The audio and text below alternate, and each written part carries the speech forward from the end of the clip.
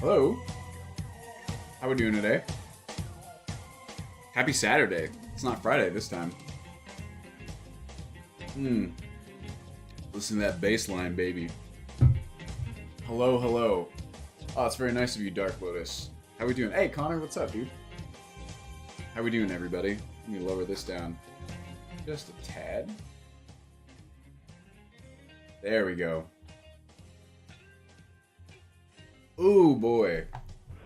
How we doing? Yo, thank you for 31 months. My God. Yeah, weekend stream vibes. Let's see how this goes. How we doing today, everybody? Sorry for the schedule change up, but sometimes it's just how it goes, you know? Dragon Knight. Am I the only one? See ya, Connor. Have fun. The only one that thinks Wildlander could have a much bigger reach. It's funny you mentioned that, Dragon Knight. It's only famous in Requiem subreddits. Don't hear anyone from normal Skyrim talking about it. We'll be talking a little bit about that today. Ooh, this is a jam. This is a good... I searched for Castlevania music compilation. This is a pretty good one. I like it a lot. How we doing? Check it out. This is what I've been working on. We're going to be talking about this today, too. How easy should it be to pat? You mean update Pi King? If so, it's pretty easy. We have an update instructions. Just go ahead and click the latest update, and it'll be linked there. Looks like a mod you assessed on stream a few weeks ago disappeared from the Trello site. Oh, is that so? Which mod was that, Pumpkin Cake? No problem. Too much dinner, can't move. Oh man, I'm thirsty. Your boy went and got a haircut. We're going to be leaving to visit Liz's family tomorrow, so I wanted to get this stream in. And we got a fair amount to talk about today. We're going to be doing a lot of mod suggestions, but I kind of wanted to just, you know, sit down with you guys and talk a little bit. Let's see, it's the 17th. I'm probably not going to see you next... Let me check my calendar here. Let's see, today's 17th. Yeah, we're going to be gone on the 24th still, or through the 24th. 25th is Christmas. So it's unlikely I'll see you next week. I will see you the week following. Maybe on New Year. Maybe I'll keep the weekend stream. Anyway, I thought it would be a good time to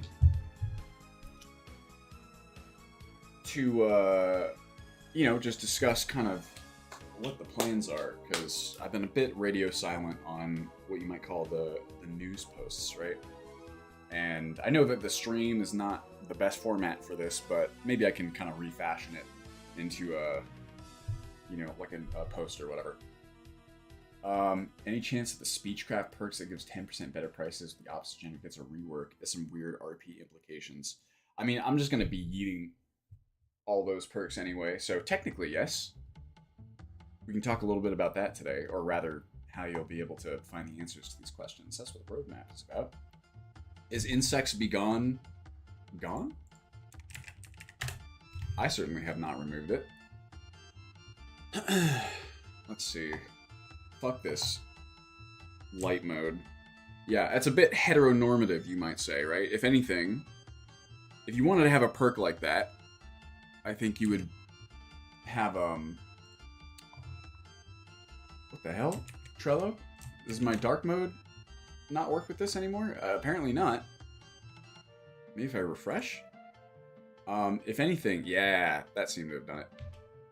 You would want to be able to choose, right? Like, you take a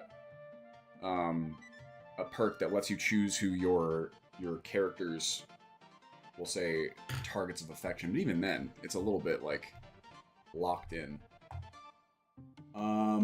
Let's search. Filter. Insect. Insects begun. I see it right here. One for each gender with the option to take both. Yeah, that's a good idea. I'm sorry that you're sick, Praxis. That sucks.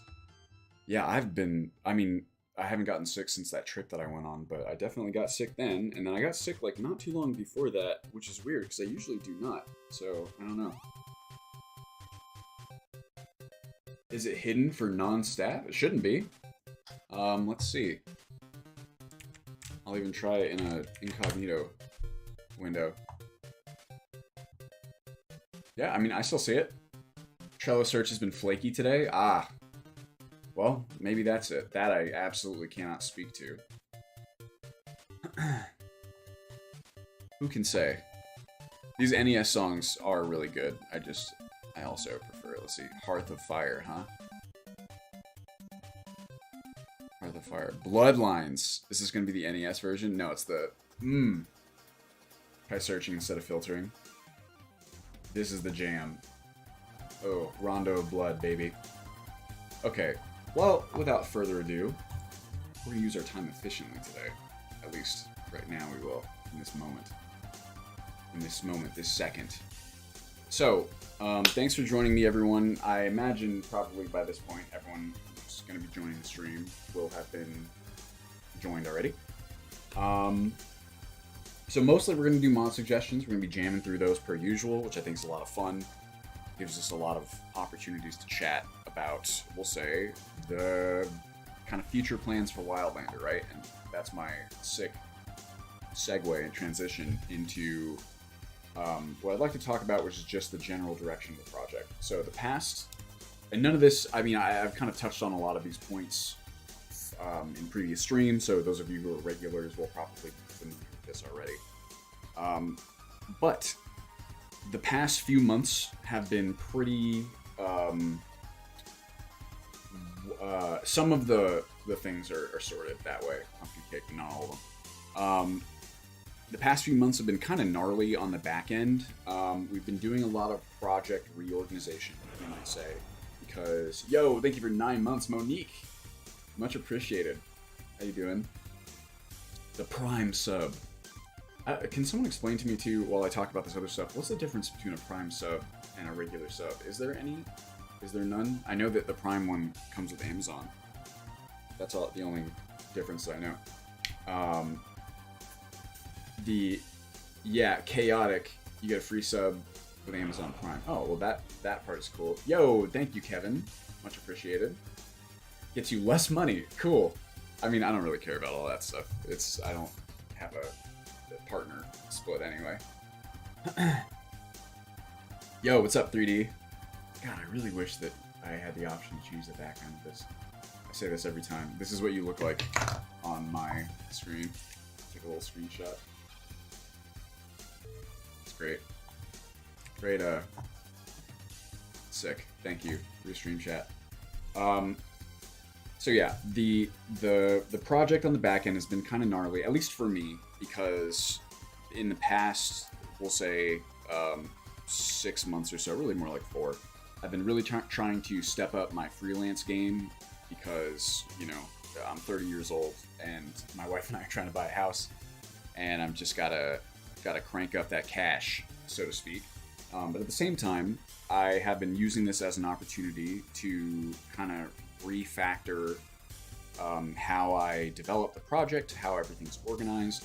This is also why we decided to take the gameplay update with the religion and the jobs and reschedule it for after the new year, right? Lizzie's been working on the jobs. She's now been working on the wiki, which I would say is part of the project reorganization. But basically, while I've been kind of reorganizing, we'll say, other parts of my work life, I figured it was a good opportunity to kind of do some spring cleaning on the project organization and sort of refactor things into what I believe will be a much more sustainable, much more transparent, and much more efficient development pipeline, we'll say. The fact that this is a volunteer project presents some, particular organization challenges.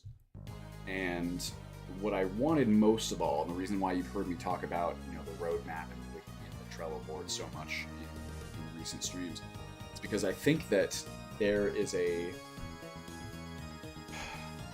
how do I put it? There is kind of a lack of not necessarily transparency, because we talk about these kinds of things all the time, like on stream, we'll say, right?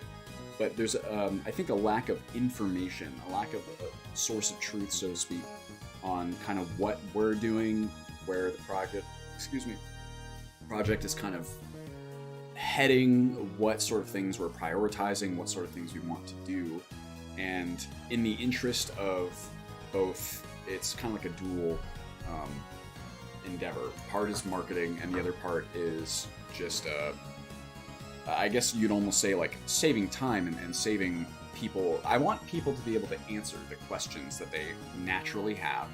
They get excited about the product. This is what I think happens a lot. I think people come in, I think they learn about the project one way or another, whether it's a YouTube video or a content creator or in one of the various community branches.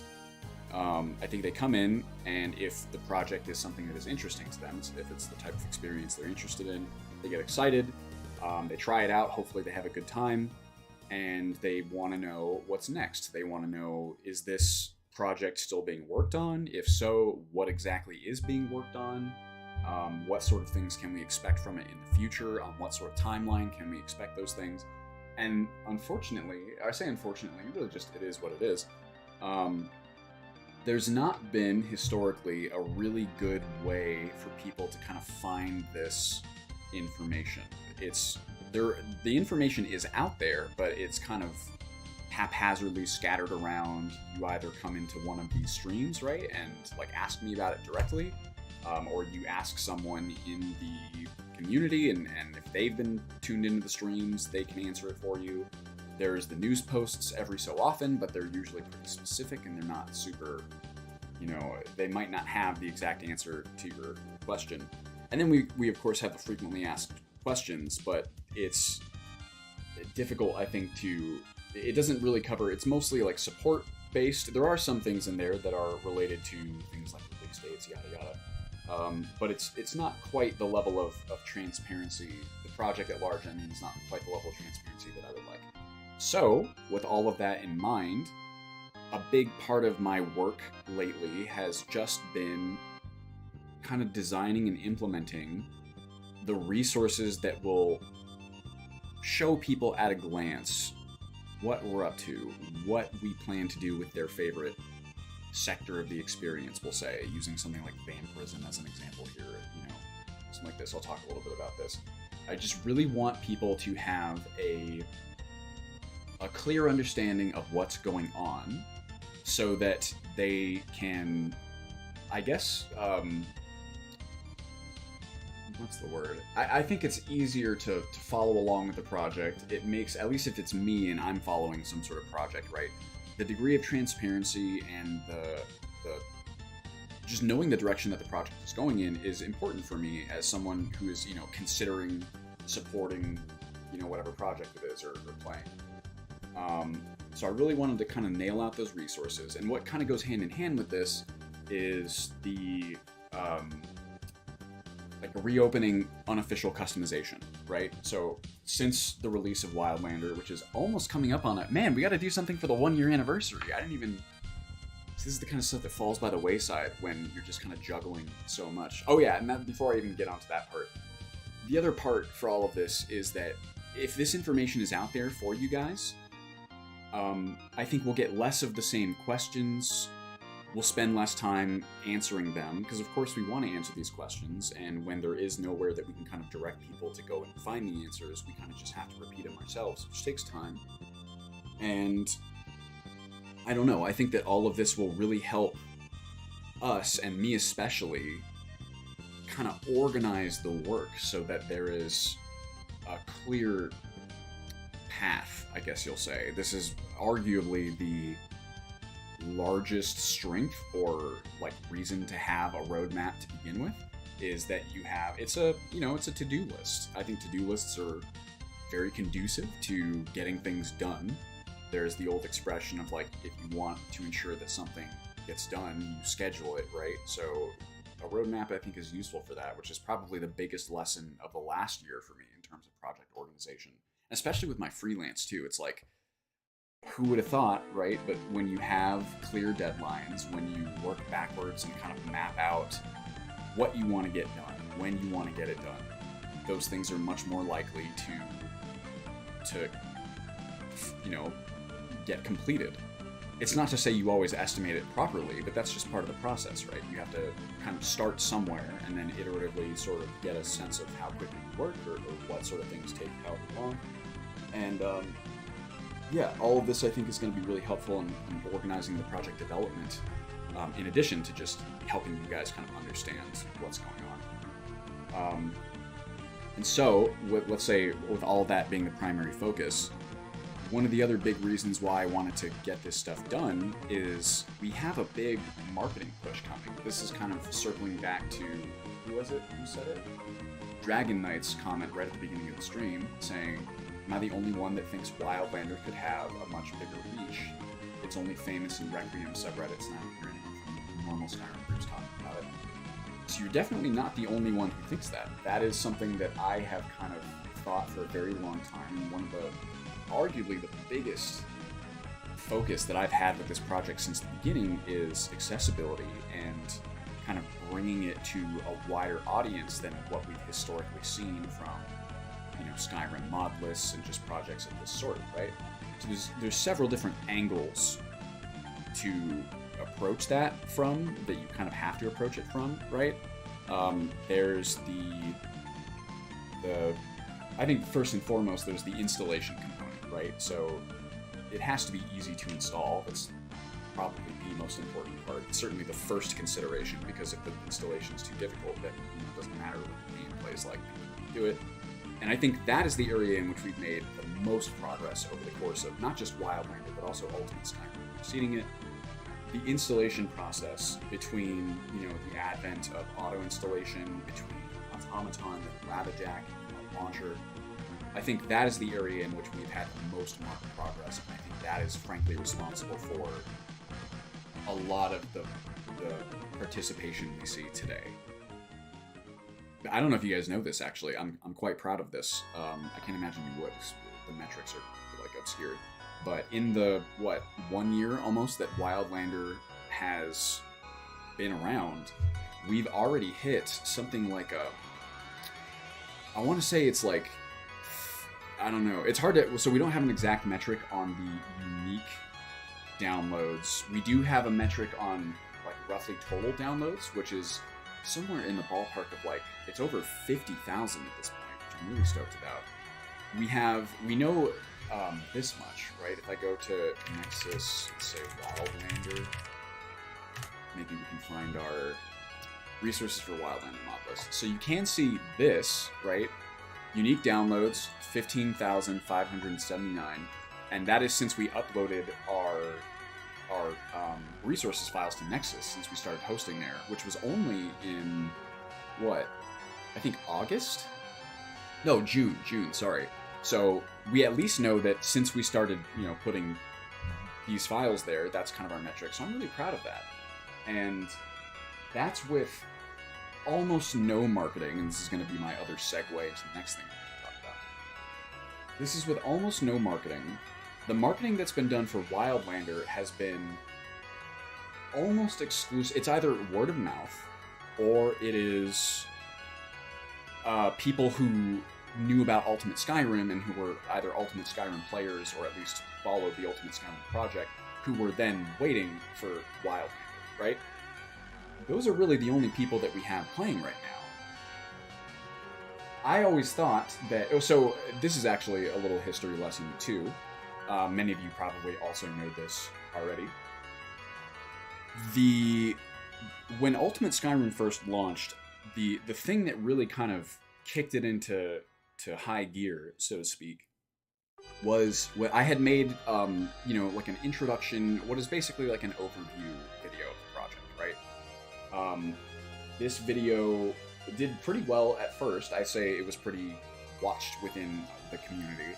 And then, at some point, the YouTube algorithm, it just popped within the algorithm, and all of a sudden, we were getting tons and tons of views from just, you guys know how the YouTube algorithm works. It giveth and it taketh away, but it certainly giveth here.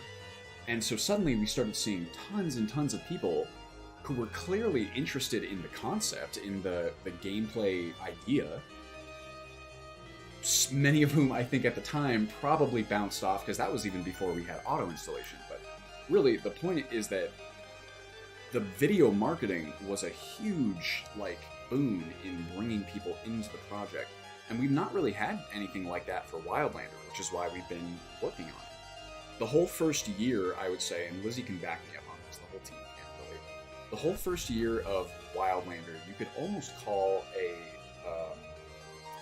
kind of a, it's not a beta, it's a full release, but it's certainly like you can almost call it a beta in a sense, right? At least in the sense that betas are,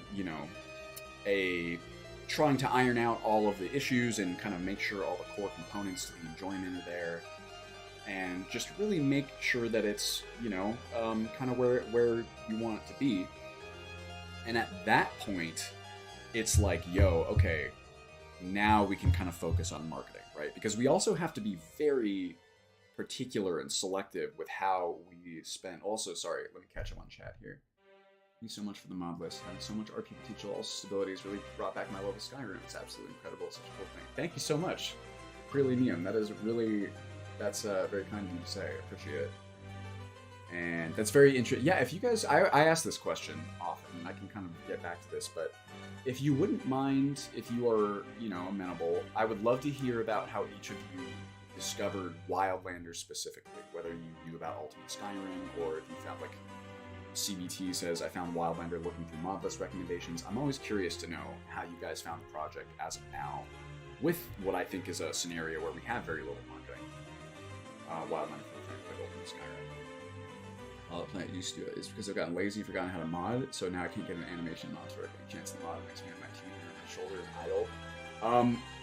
That actually, Nerd Rage Fred, I believe, is in the next version. There's a bunch of different animation mods that I just tossed into whatever the next version is going to be, because they're easy to put in, and I had a bunch that I wanted to add. I feel like the animations are one of the spots where the current build is a little bit behind the standard. Oh, sorry. I can turn the music down. Let's see here. How about that? Right. So anyway, oh wow, that's cool, Lizzie. So all of that is kind of the preamble to, we wanted to have all of these things in place. Oh yeah, so it's the accessibility thing. So it's the installation. The next was the gameplay itself. With Wildlander, I worked very hard on trying to make the game accessible. You don't have to configure a bunch of menus, right? There's a pretty intuitive kind of character wizard that walks you through making your character and kind of gets you thinking about what, at least for me, is one of the core sort of ethoses of Wildlander, which is role-playing.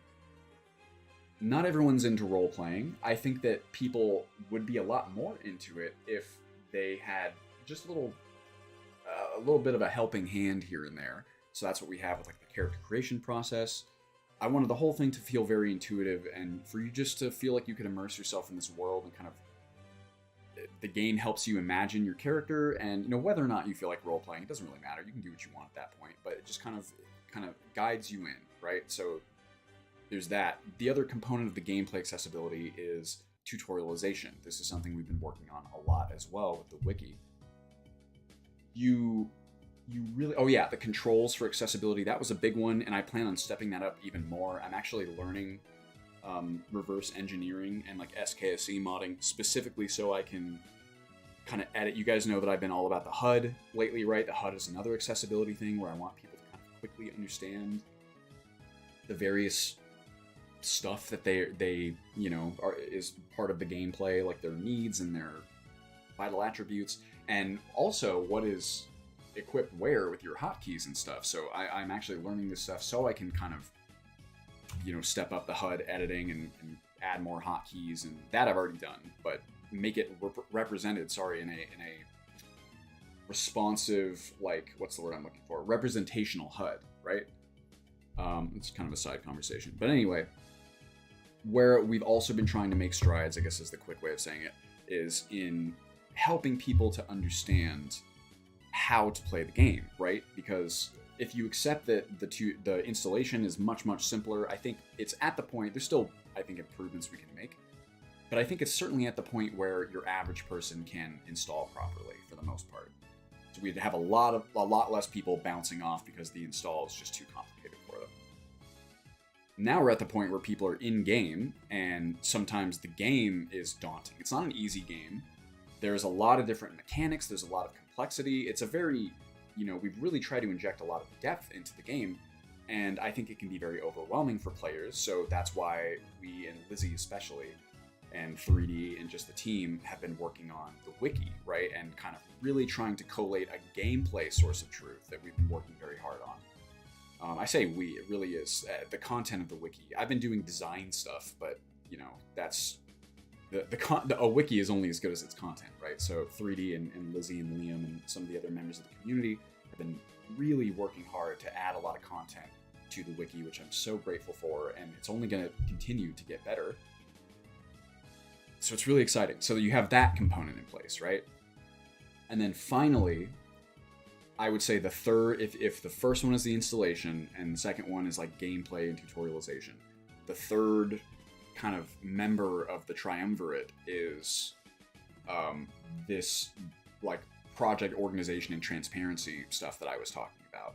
It's like, okay, so I know how to install it. I know how to play it roughly. I would like to know kind of the metasphere around the project. Is it a healthy community? Where can I go to discuss Wildlander related things? What sort of things are the Wildlander team working on?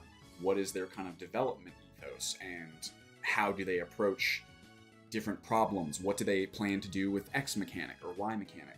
Being able to understand these, or being able to find an answer to these questions in an intuitive and easy, quick way, I think is another important component of a project's general health. And so that's why we have also been working very, very hard to kind of establish this. It's why, the Trello board is such a thing that we've been working on. It's why I'm working on this roadmap page that I'll kind of show off in a little bit.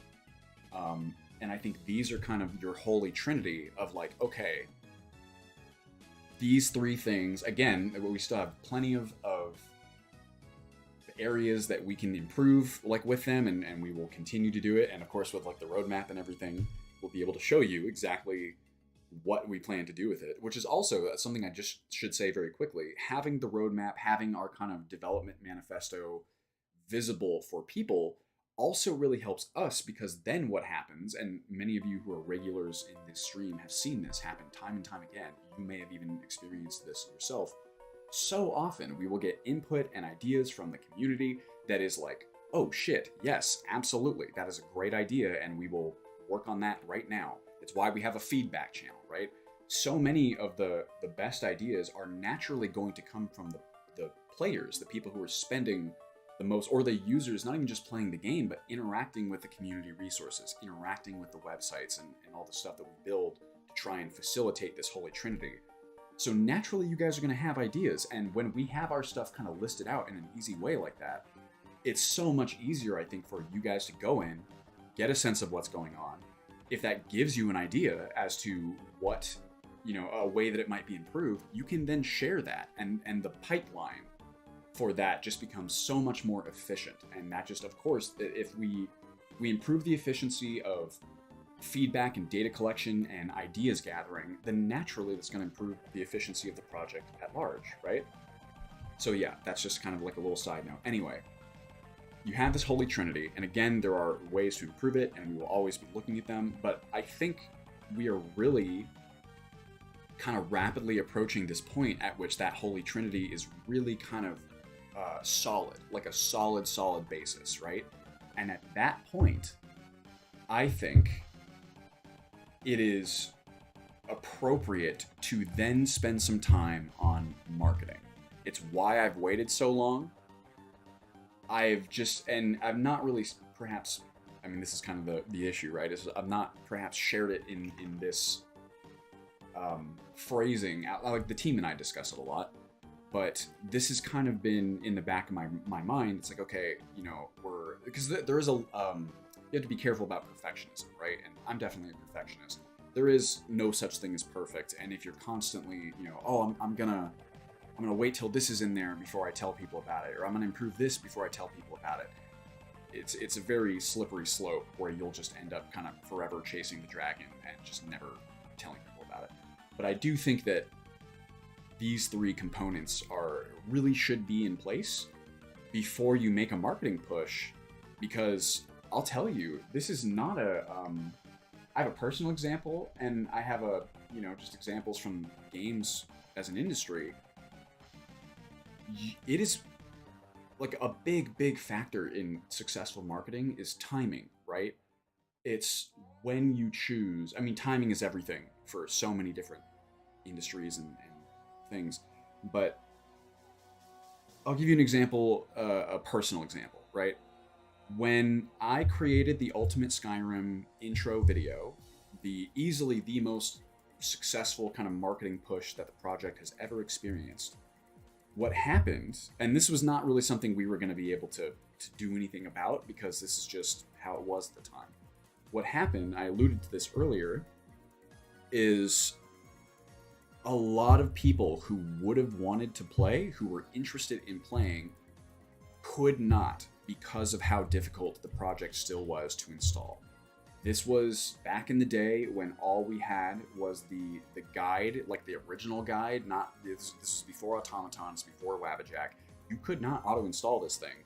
You had to go through and just painstakingly, for like 10 hours probably your first time, just follow the directions that we had on the website. And I think that guide was very well designed for what it was. I think it was intuitive, probably the most intuitive, perhaps, thing of its sort that had been made at that point. But it's still a massive effort. And if you ask me, especially as I get older, like, time is the ultimate resource. It's the thing that none of us can ever get back. It's the old adage of, like, when you're young, you have no resources and you have infinite time, or you have no money and infinite time. When you get older, you have a lot more money, but you have no time to do the things you want to do. That is too long for most people. We certainly got players. I was very proud of the number of players that we eventually got over the totality of Ultimate Skyrim. But it just goes without saying that if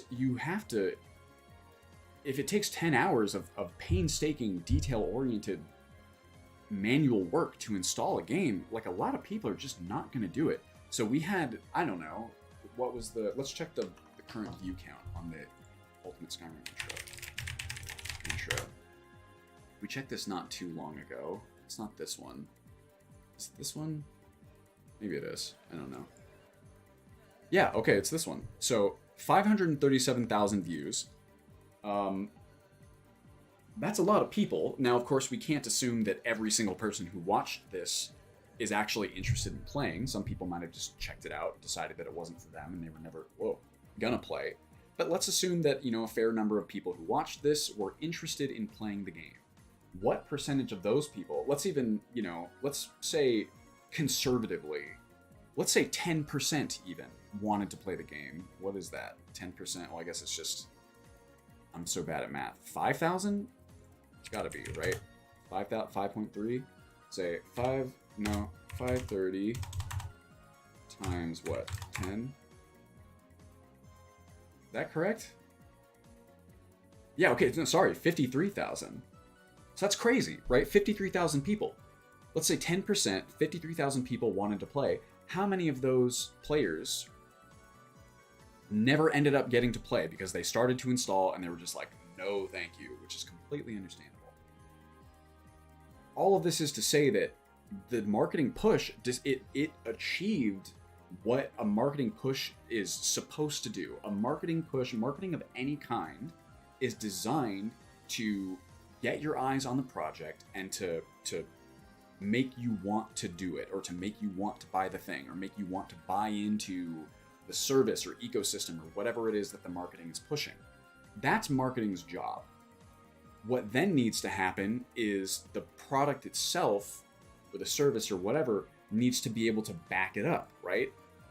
I think that the game was a lot of fun. I think that a lot of people who pushed through that install, had a good time with it. I think there were still hella improvements to make, but I think that that was probably the most solid part and why it had any degree of success like it did. But that install is just ridiculous. And so what you end up having is a lot of people who, it is hard to get people's attention, and it is hard to keep people's attention. And you kind of, for a lot of people, that moment is all you get. You caught their attention. YouTube put it in front of them. You caught their attention and you got them to buy in, but you couldn't deliver on the other part, one of the important parts of that triumvirate. And so they bounce off. And sometimes that's just how it goes. And that has happened to a million different games. Let's even use Dwarf Fortress as like a separate example, right? Dwarf Fortress is a game that finally now with the Steam release. Now this game has been, thank you for the Prime sub, Nobunaga. And thank you for 5 bits, Solid Z Sauce. Dwarf Fortress is a game that is absolutely beloved and has been for years. The people who play it and know how to play it, and the people who kind of break through that learning curve, which has been significant, understand how wonderful and unique of an experience it is. However, there has always been this learning curve, this barrier to entry. The ASCII graphics and just the sheer complexity of the mechanics has always kept a lot of people away from an experience that probably they would enjoy quite a lot. It's taken Dwarf Fortress, over 10 years to finally get to a point of accessibility. Now they're on Steam. Now they have, graphics that kind of help you understand what's going on instead of representation of symbols. There's, I'm assuming, more tutorialization out there in terms of, how to actually play the game. And just more community support, people who are willing to kind of, hopefully, explain what's going on to new players. All of that stuff kind of finally coalesced and got to like an event horizon, or a critical mass, I should say, where it can achieve this like success, right? Up until then, what's the point of marketing it when so many of the people, if you're lucky enough to capture their attention, won't be able to, it's not at a point where it's accessible enough because of those other factors to keep them, to grip them, right? So that's the basic idea. That's kind of my big excuse, we'll say, as to why the marketing push hasn't happened yet. But it's also why I'm excited to tell you that we have like the big marketing push kind of, what's the word? Loaded and ready, right? So someone in our community, Rick, has been working on, I contracted him essentially, and he's working for, frankly, far less than he should be for his level of skill and for the scope of the project. So we'll all have a big thank you for him. But he is working on editing our new trailer, as we speak. Liam and many other members of the community were kind enough to dedicate their time to collect footage for him while I've been working on all this other stuff. And I have also, you guys know that I've wanted to do kind of tutorialization videos forever. And, I have this whole set of scripts and video build ideas and just things that I think will both, and they'll entertain, they'll educate, and they'll accessibilize the experience, right? Like videos. And also they serve as marketing. So maybe it's 4. All of this stuff, it's like locked and loaded, kind of ready to go once we've kind of secured this triumvirate, so to speak. And I guess you might now say that if year 1 of Wildlander was all about refining and bug fixing and, tweaking and adding the core bits that were arguably missing and just really and not just the game itself, but all of those things I just said, applying it to those other two, right? Not the gameplay, but the installation, the metasphere, and like the resources for people. Year one has been about solidifying that foundation. Year two, I plan on really being about, let's get eyes on this thing, right? I think when you have strong word of mouth marketing, that's good. If you can get whatever numbers that we've gotten in 1 year, and if you can keep them, that's the most important metric. You know, when you have actual sizable numbers of daily players, and when you're getting more just because people are, it's what's called product-led growth, like in the corporate marketing sphere. You have a product that is hopefully strong enough to where they become evangelists, they become marketers for your thing. They're so excited about it, they like it so much that you're not paying them to do anything. They're just like telling their friends. They're like, hey, I really like this. You should try this. When that's the case, I think it's a good indicator that you've got at least a shot, right? You've got something that might have legs. And when that's the case, a real marketing effort is something you should probably consider. So this next year, and of course we're going to be developing and still doing all kinds of stuff. That's also what the roadmap is for, to show you guys kind of all the things we'll be up to. The next kind of big step, I think, is the marketing push, is getting people's eyes on it, encouraging people directly through various means to recommend it to their friends, really kind of making a footprint and putting the project out there into the wider kind of audience that you're targeting. That's kind of the goal. So if you feel up until now that, you know, just anyone who echoes Dragon Knight's comment of what was it? I don't want to mischaracterize. Am I the only one that thinks Wildlander could have a much bigger reach? If you think that, first of all, thank you. I appreciate it. We appreciate it.